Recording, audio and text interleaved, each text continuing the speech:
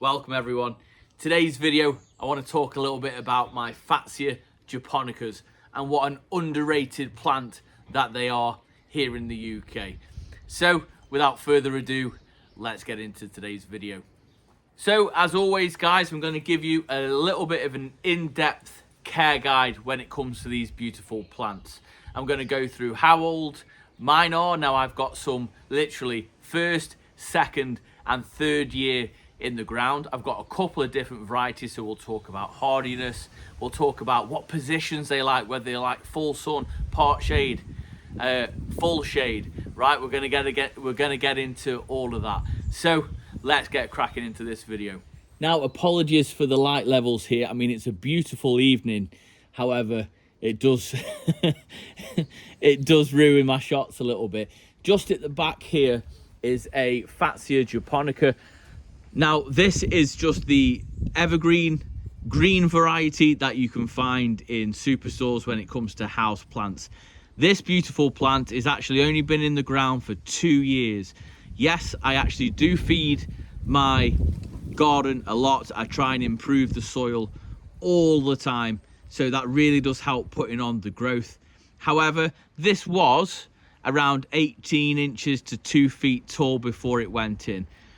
I'm going to show you what happens in winter when it does get frosted, because it comes back absolutely brilliantly. And as you can see here, and this is why I wanted to show you this shot, it's got a few different plants in and around it, and all they're making it do is grow even taller.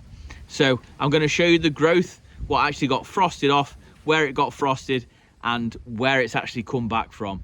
So just here guys, you have to excuse my filming, we've got where it got frosted. I don't know if you guys can just make this out. Just here, this is where I cut it back from. So it had really lovely growth just here on both sides, and this is how much growth it's actually put on already this season, and we're only in May. So I'm not even joking, from literally the tip of where it started growing to the very tip of the leaf, you're probably talking about 2 feet. So yes, they are frost hardy, but just be prepared. While they're very young, they will get frosted, but you just have to bear with them, because they will come back, and they'll come back looking better than ever. Now it is worth mentioning that this Fatsia is in full sun up until about 2 o'clock, and then it's in complete shade for the rest of the day. So part sun, part shade. And doesn't it look great? This year is my 3rd year in the garden. It's its 2nd year in the ground for this particular one, and it looks absolutely smashing. Now this one behind me is literally about 4 feet tall. I'm absolutely over the moon.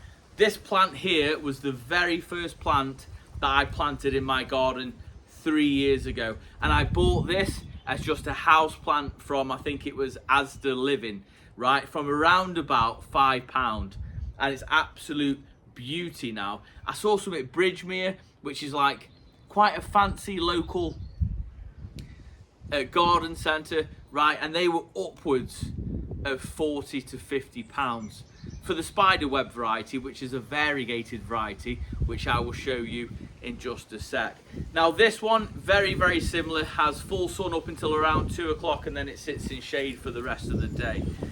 Now this is a bit controversial, and please let me know down below, have you got a Fatsia japonica in your garden? If you have, what's it thriving in? What does it like and what doesn't it like? Right, so if you read online, these are a shade loving plant. They absolutely love the shade. The shadier the spot, the actual greener the leaves you will get. The sunnier position tends to move the leaves actual yellow. I haven't found that, because again, I feed my garden quite a lot, and I give the soil some really really good stuff.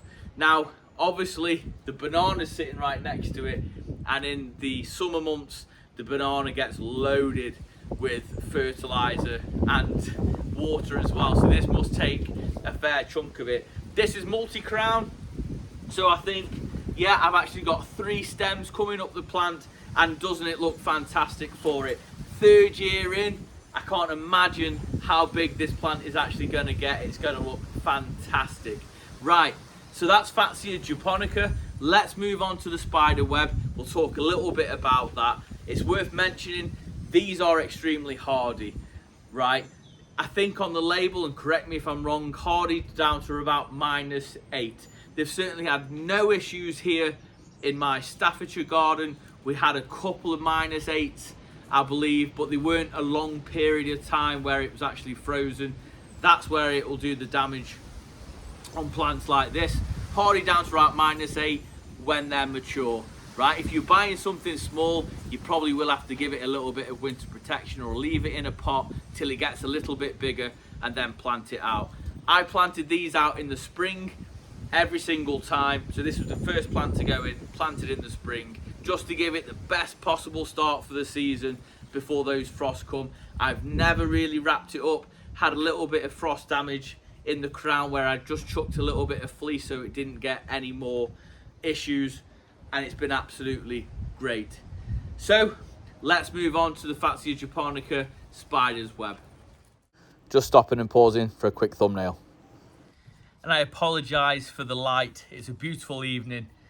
It's just not doing certain things justice. So this beautiful Fatsia spider's web. So this is the variegated variety. Now, if I'm being honest, this has actually come through the winter a lot better than my green varieties. Now, this only went in last spring, so it's literally had 12 months in the garden. Now, this position, as you can see now, has most of the sun all day. And I knew that when I planted it here because it was just a case of suck it and see. I'm very much a gardener of, if I like a plant and I want it to go somewhere, I will simply try it, right? I do my research. I do know they like shade, do very well. And I do know they have yellowing leaves, right? If in full sun. But having spoken to a few of you guys as well, you'll have ones which do great in full sun. You might have ones that do great in full shade. I know in my garden, and I'm just simply showing you what I've got, right? This has most of the sun for most of the day, right? And I'm in a south-facing garden, and it looks absolutely fantastic, doing very, very well. So this is only 12 months old. It was only about yay big when it went in, so it's put on some great stuff. For growth in my garden, I use chicken manure. So there's a a brand called Vitax, which is a very good make. It's called 6X, meaning 6 times like the nutrients, right? And that works very, very well for me in my garden.